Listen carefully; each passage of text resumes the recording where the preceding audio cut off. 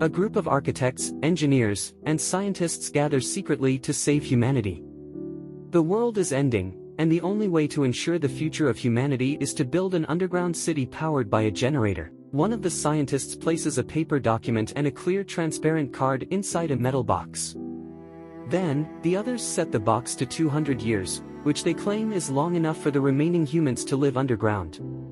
After this, they hand the box to the first mayor, who will then pass it to her successor. As the years pass, the box is handed from mayor to mayor. Nobody knows the secrets that it holds, only that it would open when it's needed most. However, with 47 years remaining, the mayor dies without a successor, and the box is long forgotten. Years count down, and the box remains tucked in the dark until it clicks open.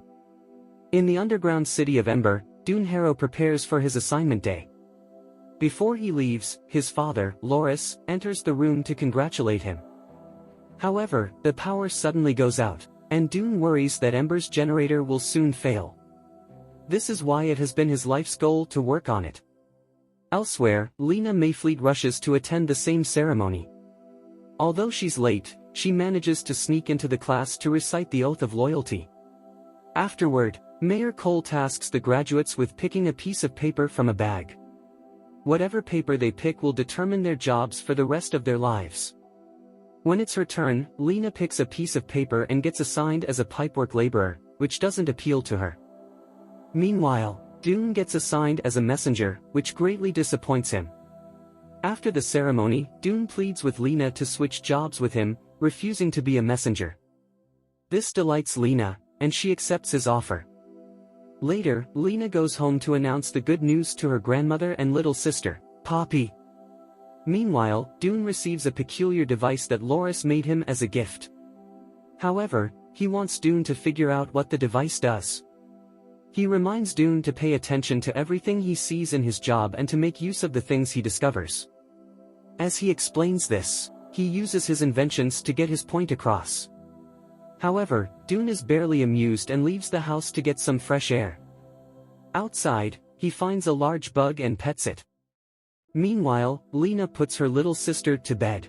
As she lulls Poppy to sleep, Lina uses a set of pedals to power an answering machine that allows her to listen to her late father's voice. Along with her father's message is one from someone named Harrow, who said he has to look after his son and has changed his mind.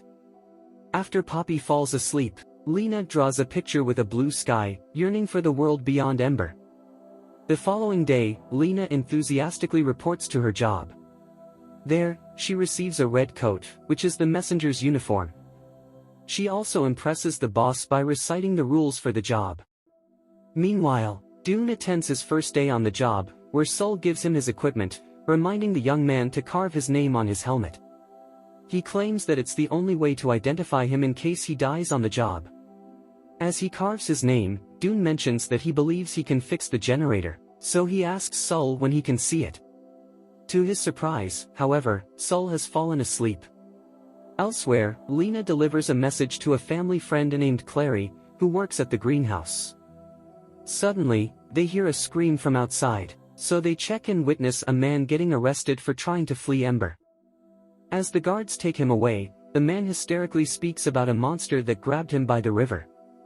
Lina wonders why anyone would risk leaving the city, but Clary tells her not to stress about it. Once she is alone, Lina notices an animal horn. Thinking that it belongs to the arrested man, she quickly hides it in her coat and runs away. At the pipes, Doon finally begins to work with Sol, which mainly involves patching up the pipes. He tries to bring up their problem with the generator again, but the old man stops him. Doon then asks about the tunnels, so Sol points out that he has a map to avoid getting lost. Because of this, he sneakily takes the map as soon as the old man falls asleep, hoping it'd lead him to the generator. With the map's help, Doon cruises through the tunnels. He finds that one of the tunnels has been erased from the map, so he curiously follows that path, which leads him to the supply room. There, a man named Looper finds him and tosses him into the streets. After being humiliated publicly, Doon goes on his way. However, the power suddenly goes out, plunging the whole city into darkness.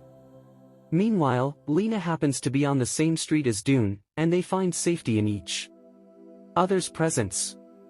As they remain in the dark, they hear noises from the generator, acknowledging that something must be done. Thinking this, Lina tells Doon about the arrested man who came from the unknown regions, wondering if it's possible to leave Ember. Before Doon can respond, the power returns, and an announcement summons all pipeworkers. Before he leaves, Lina shows him the animal horn, which Doon recognizes is from a beetle.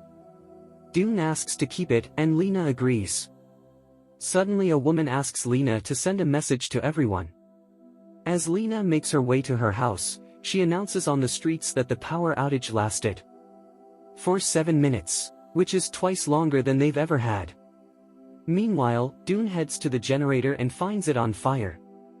Workers are trying to put the flames out but struggle to do so. In Lina's house, her grandmother looks for something important that she can't remember.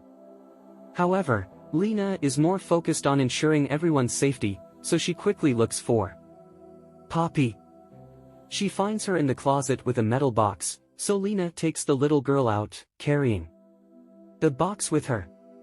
Suddenly, her grandmother recognizes the metal box, claiming that it was from her great-grandfather, but she can no longer remember what it was for. Thinking it's irrelevant, Lina goes back to work.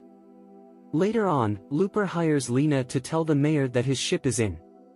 Lina heads to the city hall to deliver her message. As the guard, Barton, leads her to the mayor's office, she sees the portraits of the past mayors, claiming that she's related to Pod Morthwart, the 7th mayor. As Lina stares at the portrait, she notices the same metal box in her great-grandfather's hands. She finally sees the mayor, but he makes fun of her last name, saying that it matches her job. The mayor asks her what her message is, and when she says it's from Looper, Cole beckons her to come closer to give the message privately. As she walks to him, she notices that the mayor is hoarding some goods in his drawers. After completing her job, she asks the mayor what the metal boxes in the portraits are. However, she simply gets dismissed. As she continues her day, she overhears Looper telling someone that it's going black for good. However, he tells her that he meant it's going back for good instead. Meanwhile, Doon goes home to research the horn that Lina found. He finds a picture of a beetle with the same horn but can't explain how it grew to be that big. Loris, however, tells him not to mind it. Back at Lina's house, she opens the metal box and discovers pieces of paper inside. She tries to put them together, but a part is missing and some letters were erased due to time.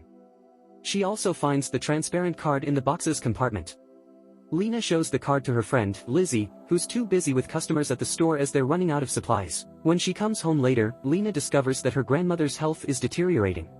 Her grandmother inquires about the discovery, and Lina affirms she found it. Curious, she questions the woman about it, but the doctor suggests allowing the grandmother to rest. Concerned about Poppy's cough, the doctor investigates and finds the child swallowed a piece of paper, a missing fragment from the box. Amid another power outage, Lina returns to find her grandmother has passed away. Left with no family, Lina and Poppy move in with Mrs. Meadow, a chorister. Despite grieving, Lina is determined to unlock the box's secrets, assembling paper pieces and consulting Doon.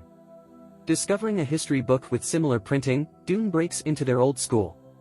Finding the word exit, they head to the pipes where Doon found an erased tunnel, leading to a locked room labeled 351.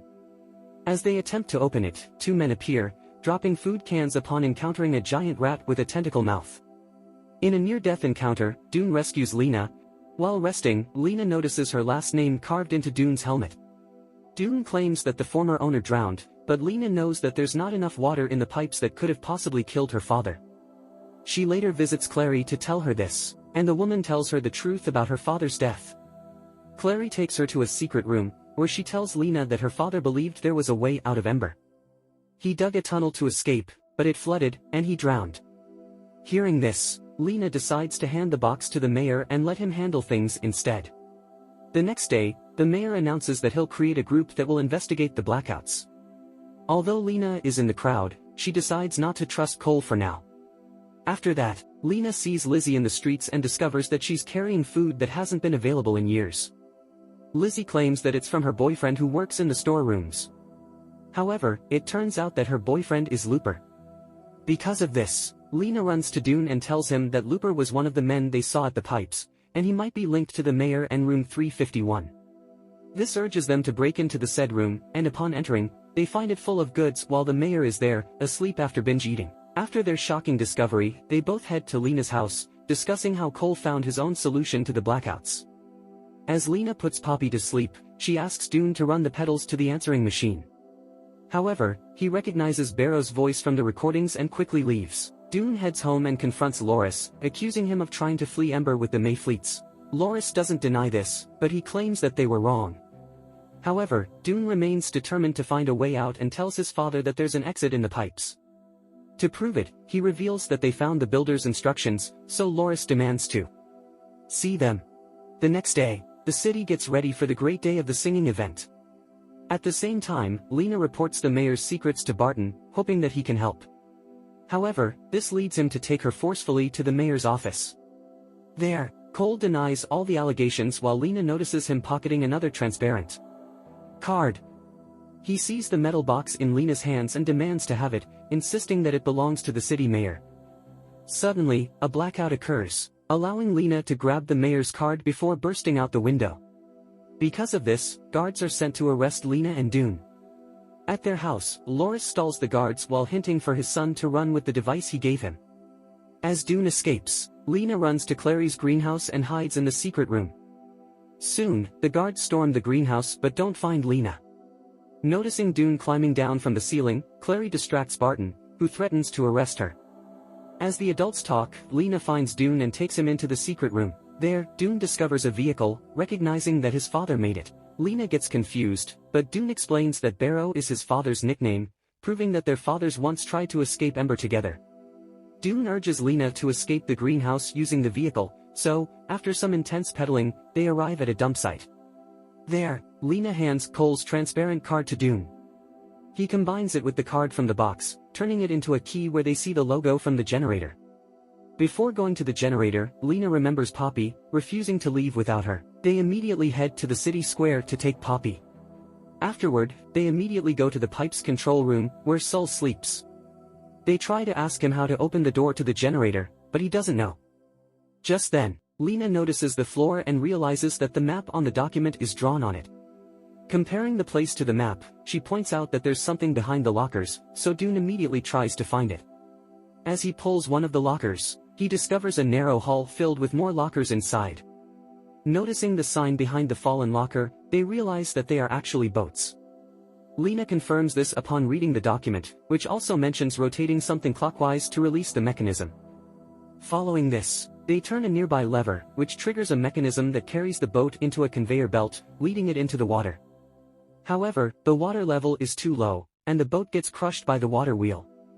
Seeing this, Lina realizes that they have to follow the exact procedures in the document. She reads it again and finds that they need to access a certain room. Doon looks around and finds the generator logo in a control room nearby. Doon combines the two transparent cards and inserts them into the keyhole. The door won't open at first, but it finally does when Poppy takes the key out. The three arrive at the control center, where they use the key to control the two water wheels according to the instructions.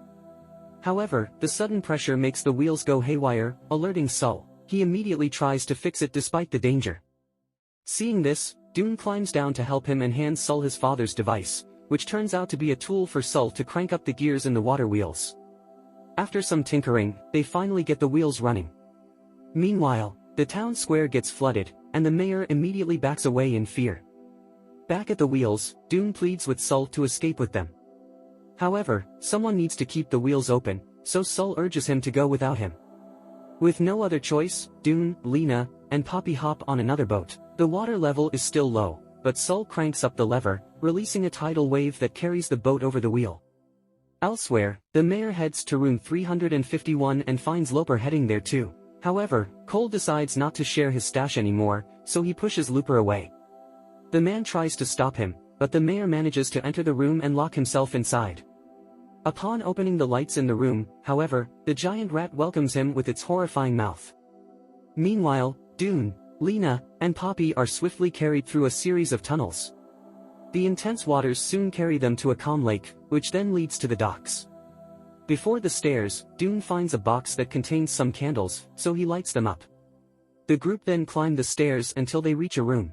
From there, they feel the cool breeze and follow it into the outside world. As soon as they get out, however, they're greeted by darkness. For a second, they begin to question the choices they made. Still, they explore the area and take some time to rest. Soon, however, the sun rises, revealing lush vegetation and a thriving ecosystem. They also see the bug that Doon once petted in the town square. It flies into a hole, and from there, they see Ember glowing from down below. Knowing that they need to free their people, they tie a message on a piece of rock and drop it into the city. As if struck by fate, the rock reaches Loris, giving the people of Ember a chance to, once again, bask in the Earth's air and light.